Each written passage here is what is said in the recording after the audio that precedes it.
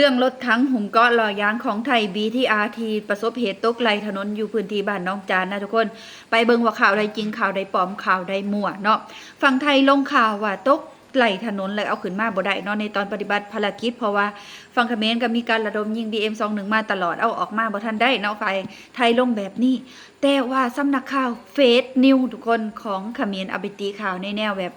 ระดมให้คนแบบใจหึดสู้จังซี่นะ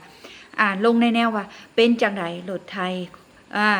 ทหารไทยถิ่มรถทั้งนี้แล้วสั่นเจอ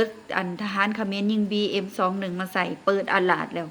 ในหันกลับไปลงเป็นภาษาเวียดนามไม่ได้ทุกคนบ่ฮู้ว่าคนเวียดหรือว่าคนเขมรลงแต่แอดปักใจเสือว่าคนเขมรลงเป็นภาษาเวียดเนาะว่าเป็นจังไดล่ะทหารไทยถิ่มรถทั้งมูลค่า 4.6 ล้านเปิดอาลาดแล้วว่าสั่นนี่แหละทุกคนข่าวเดียวกันแต่ลงไปคนละแบบเนาะให้ทุกคนมีวิจารณญาณในการรับชมเด้อข่าวใดก็ได้